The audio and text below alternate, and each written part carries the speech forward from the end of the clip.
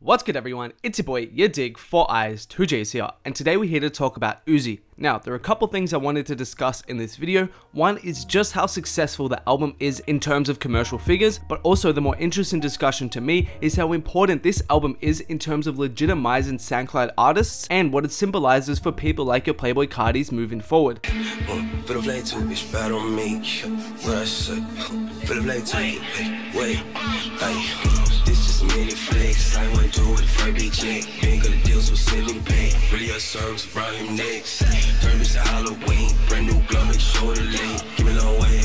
I think the success of the album can be shown in a few simple graphics and stats. Firstly, in terms of pure streaming numbers, first week it outperformed Travis Scott's, Post Malone's, and Eminem's latest albums, with him having the 4th biggest streaming week in history, which is literally insane to think about when you consider just how prolific those artists have been. Now, does this mean Uzi's bigger than Travis Scott or Post Malone? That really comes down to a personal evaluation, and I think that's a different and multi-layered discussion, possibly for a different video. But for Uzi to even be on their level and outdo them just off the first week streaming numbers alone is huge and speaks volumes about his come up in the last couple of years. Then moving on to Billboard and all the singles, all 20 songs from the album charted, for which he became only the 3rd person in history to have that many tracks on the chart at once. And secondly, focusing more specifically on the top 10 songs, he joined the likes of Drake, Lil Wayne, and J. Cole to have 3 simultaneous top 10 singles. And for Uzi to share achievements with the likes of those artists really shows how he's been able to transcend that SoundCloud lane. And even just a couple days ago, he became the first artist ever to chart 2 full projects on the Hot 100 back to back. What I also found impressive as well is whenever you hear stats about this album going platinum, or this album doing that first week, or this first week, there sometimes can be a caveat to that success. Like the success of Astroworld first week selling so well,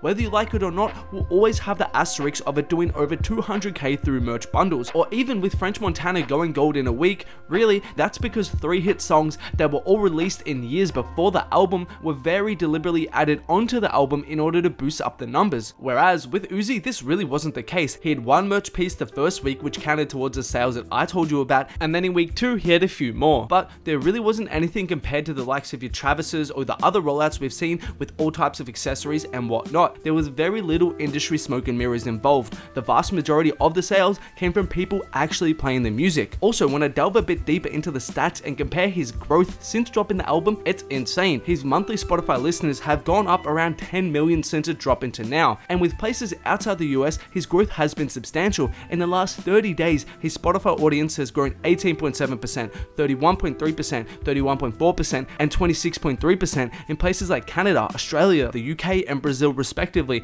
which shows that this isn't just a local US thing. Uzi is being embraced worldwide more so than ever before. And guys, before we go on, I want to give a quick shout out to 2900 Army from my Instagram, a cool Carti and Uzi based feed. Dope content, make sure to check it out if you haven't.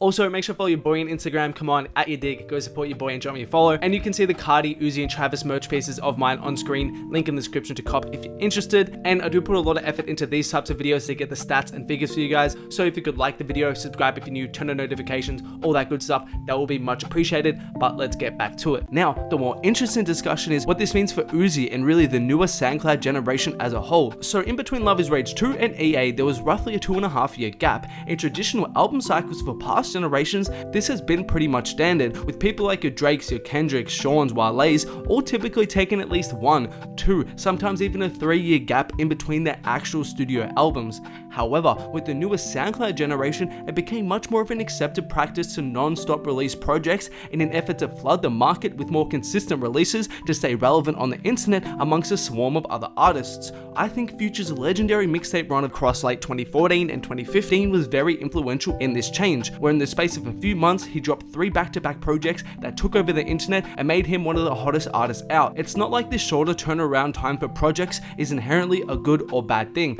but it just became the norm for this generation. But the question began to brew was, could a quote-unquote SoundCloud artist maintain a buzz, maintain a career with the album cycles of a more traditional artist? With new artists blowing up so quickly and with so much music coming out so frequently, will artists who fall back from releasing music for so long just simply lose their buzz and lose the attention of the audience to the sea of other artists?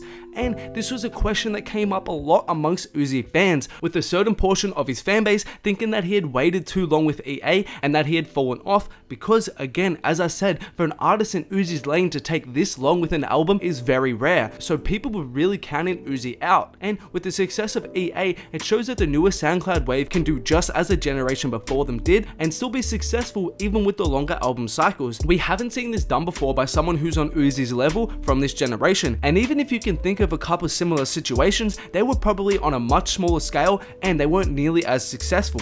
And don't get this twisted, not every artist can do what Uzi did. You have to have a certain cult and internet presence around your music, and it speaks to the power of having such a strong online community. Notice that I said it has to be around the music. Don't get this confused. A lot of people do have their Instagram fan pages and social presence similar to Uzi, but it's more so about their celebrity than the music. It's who they're dating, what they said, or some other viral controversy unrelated to music. Whereas the Uzi community around the EA period was going viral to the same extent, but instead it was centered around and directly related to his music, such as his different covers, the trailer for the album, or what have you, all going viral and trending. So I think Uzi being the first artist from his lane to say, you know what, I'm gonna take as long as I need, I'm gonna take 2 years for an album, and it's still being so successful is proof of concept for other heavily delayed albums from similar artists like Playboi Carti's Whole Lotta Red still being successful despite their long rollouts. And that's all from me today, guys. Make sure to let me know what you thought about it in the comments below. Make sure to like, subscribe, comment, turn on notifications, all that good stuff.